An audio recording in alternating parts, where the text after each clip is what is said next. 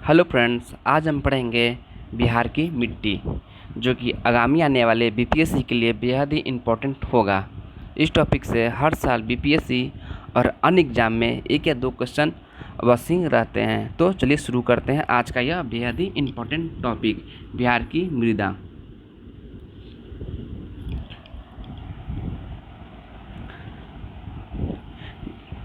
पहला पॉइंट देखते हैं।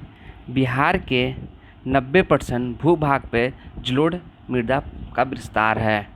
जो बिहार के 90% भाग पर जलोढ़ मिट्टी फैली हुई है।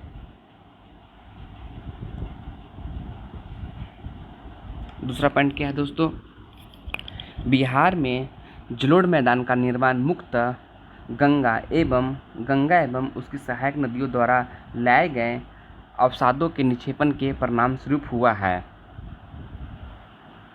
जो बिहार में जलोढ़ मिट्टी जो ज़्यादातर फैली हुई है, वो किसके कारण फैली हुई है? मुख्यतः गंगा एवं उसकी सहायक नदियों द्वारा लाए गए अवशेष का निक्षेपण के परिणाम स्वरूप जलोढ़ का इतना विस्तार हुआ है। नेक्स्ट पॉइंट, बिहार में मृदा का वर्गीकरण 3 भागों में किया गया है दोस्तों। पहला, उत्तर के मैदानी भाग की मृदा, दक्षिण के मैदानी भाग की मृदा, दक्षिण के पठारी भाग की मृदा। 3 पार्ट में हम लोग पढ़ेंगे सॉइल को। एक हुआ उत्तर के मैदानी भाग की मृदा, फिर दक्षिण के पठार का। तो चलिए शुरू करते हैं। पहले हम उत्तर के मैदानी भाग की मृदा को। देखिए दोस्तों, इस क्षेत्र में ज़्यादातर हमें जलोढ़ मिट्टी का विस्तार मिलेगा। जो उत्तर का मैदानी भाग है, वहाँ पर हमें सबसे ज़्यादा जलोढ़ मिट्टी का विस्तार मिलता है। इस क्षेत्र में मृदा का निर्माण हिमालय से आने वाली नदियों जैसे घाघर, गंडक, कोसी, महानंदा आदि द्वारा लाए गए अवसादों के निक्षेपण के परिणाम स्वरूप हुआ है। जो उत्तर का मैदानी भाग है, जहाँ पर मैक्सिमम भाग में जलोढ़ मिट्टी फैला हुआ है, जो यह जलोढ़ मिट्टी कैसे फैला? तो यह फैला है जो हमारे हिमालय से आने वाली नदियाँ जो हैं, घाघर, गंडक, कोसी, महानंदा आदि द्वारा लाए गए अवसादों के जो अवसाद आते हैं, पानी जो नदियों के जल के सहायता से जो अवसाद आते हैं, उसी का निक्षेपण हुआ है। और उसी के निक्षेपण से ये जलोढ़ मिट्टी यहाँ पर आया है और वो मैदान बना है, उत्तर का मैदान बना है दोस्तों। नेक्स्ट पॉइंट, इस क्षेत्र की मृदा को 4 भागों में वर्गीकृत किया जा सकता है।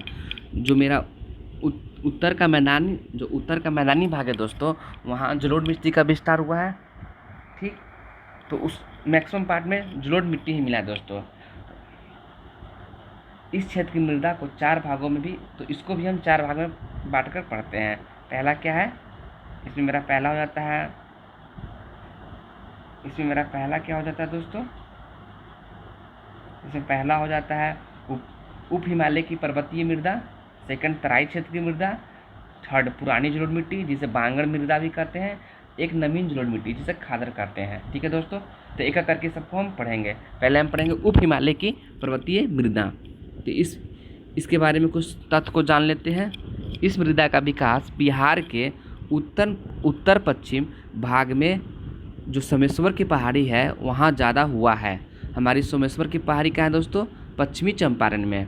तो इस मृदा का विकास ज़्यादा हुआ है वहाँ ही उत्तर पश्चिम के भाग पे, बिहार के उत्तर पश्चिम भाग पे इसका ज़्यादा विकास हुआ इस मिट्टी का। सेकेंड पॉइंट क्या है? इस मृदा में जैविक पदार्थ की अधिकता होती है। इसमें क्या है? इसमें जैविक पदार्थ की ज़्यादा अधिकता होती है। नेक्स्ट क्या है? इस मृदा में धान, मक्का, जौ की खेती मिलनी रूप से की जाती है। चलिए सेकंड टाइप का मृदा कौन सा है? तराई क्षेत्र की मृदा।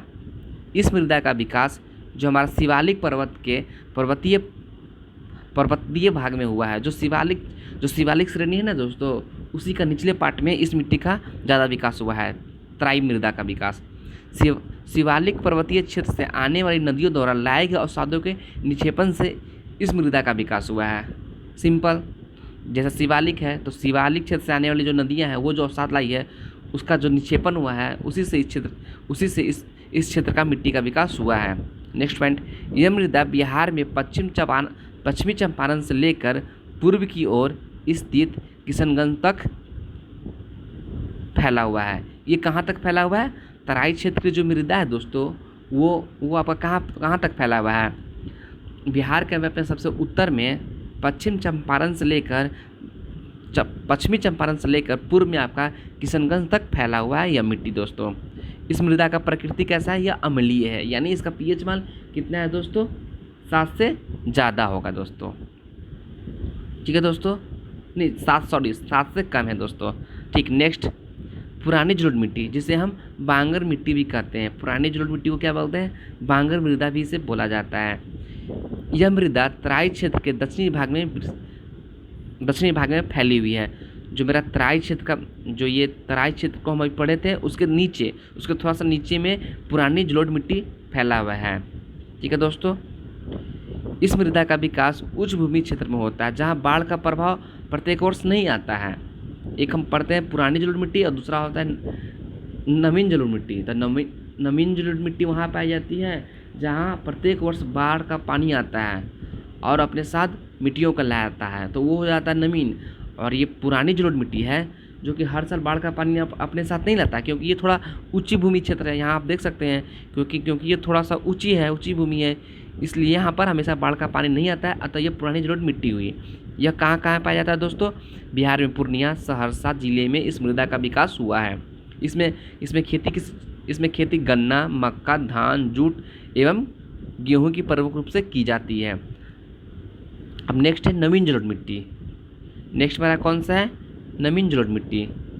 इस मृदा का विस्तार बाढ़ से प्रभावित क्षेत्रों में हुआ है। मतलब जहाँ पर हर साल बाढ़ आती है और बाढ़ अपने साथ नई मिट्टी लाती है, वहाँ उस क्षेत्र में इस नवीन मिट्टी का विस्तार ज़्यादा हुआ है।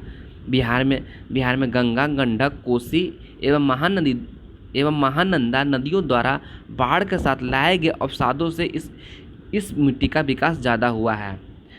बिहार में गंगा, गंडक, कोसी, महानदी नदियों द्वारा जब बाढ़ के साथ लाए गए अवसादों के थ्रू इस खादर मिट्टी का विकास हुआ है।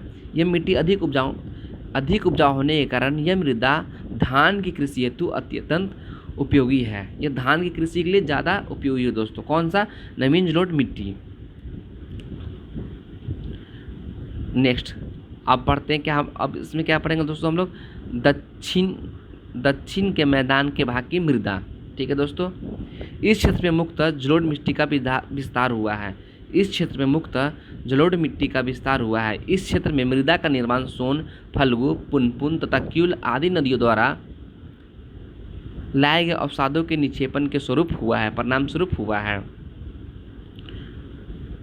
ठीक है, इस क्षेत्र की मृदा को 4 भाग में भी पढ़ते हैं। एक है कगारी मृदा, टाल मृदा, कैरेल केवाल मृदा, एक बलथर मृदा। चलिए शुरू करते हैं। पहला कगारी मृदा। इस मृदा का विकास सोन, फल्गु तथा क्यूल नदियों द्वारा विकसित प्राकृतिक तटबंधन पर हुआ है। जो कगारी मृदा है इसका विस्तार कहाँ हुआ है दोस्तों? सोन, फल्गु, क्यूल नदियों द्वारा विकसित प्राकृतिक तटबंध, मतलब ये वहाँ पर विकसित हुआ है इस मिट्टी का ज़्यादातर। दूसरा है मेरा टाल मृदा। इस मृदा का विकास बक्सर से भागलपुर के बीच एक चौड़ी पट्टी के रूप में हुआ है। इसका विस्तार बक्सर से लेकर भागलपुर तक ये मिट्टी फैली हुई है। पश्चिमी भाग में इसकी चौड़ाई अधिक है जबकि पूर्वी भाग में इसका चौड़ाई कम है, यानी पूर्वी भाग में इस मिट्टी का विकास कम हुआ है। वर्षा होने पर यह क्षेत्र जलमग्न हो जाता है। इस मृदा में दोमट व चिका मृदा की प्रधानता होती है। इस मृदा में रग्बी की फसल मुख्य रूप से की जाती है। नेक्स्ट कौन सा मृदा दोस्तों? कैरेल केवाल मृदा। इस मृदा का विकास टाल मृदा क्षेत्र के दक्षिण में हुआ है। बिहार में बक्सर, औरंगाबाद, जहानाबाद, रोहतास, मुंगेर, पटना आदि जिलों में इस मृदा का विस्तार हुआ है। यह पुरानी जलोढ़ मृदा है दोस्तों। इस मिट्टी में जल ग्रहण करने की क्षमता अधिक होती है, जिसके कारण यह उपजाऊ भी अच्छा होता है और उपजाऊ होने के कारण इस मृदा में धान, गेहूँ, बाजरा, अरहर आदि की कृषि की जाती है। नेक्स्ट है मेरा पलथर मृदा। पलथर मृदा, इस मृदा का विस्तार विस्तार गंगा के मैदान की दक्षिणी सीमा तथा छोटा नागपुर पठार की उत्तरी सीमा के बीच हुआ है। यह जो मृदा कहाँ फैला हुआ है? कैमूर श्रेणी से लेकर राजमहल पठारी तक यह फैला हुआ है। इस मृदा में बालू कंकड़ की अधिक मात्रा होती है, जिससे यह कम उपजाऊ होता है। अतः यहाँ आलू, ज्वार तथा बाजरा की खेती होती है, यानी मोटे अनाज की खेती होती है। लास्ट अब लास्ट मेरा क्या है? दक्षिण के पठारी भाग की मृदा। जो दक्षिण में पठारी भाग है वहाँ की मृदा। इस मृदा का विस्तार दक्षिण पश्चिम दिशा से दक्षिण पूर्व दिशा की ओर हुआ है। इस क्षेत्र की मृदा को दो भाग में वर्गीकृत किया जा सकता है, एक लाल बलुई मृदा और दूसरा लाल और पीली मृदा। तो पढ़ते हैं लाल बलुई मृदा को पढ़ते हैं दोस्तों। इस मृदा का विस्तार बिहार के रोहतास एवं कैमूर जिलों के पठारी भाग में हुआ है। इस मृदा में लाल बलुई पत्थर, सैल एवं चूना पत्थर के अंश पाए जाते हैं। इस मृदा में ज्वार, बाजरा तथा मक्के की खेती की जाती है। लास्ट है मेरा लाल एवं पीली मृदा। इस मृदा का विस्तार बिहार के दक्षिण पूर्वी भाग में हुआ है। यहाँ बांका, जमीन, नवादा, गया और औरंगाबाद जिलों के पठारी भाग में यह मृदा पाई जाती है।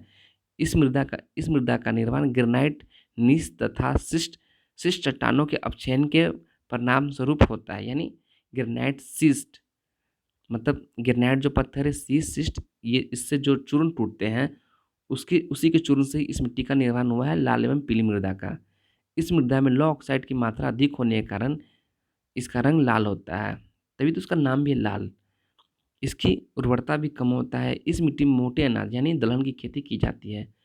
थैंक यू दोस्तों, please like and subscribe my channel.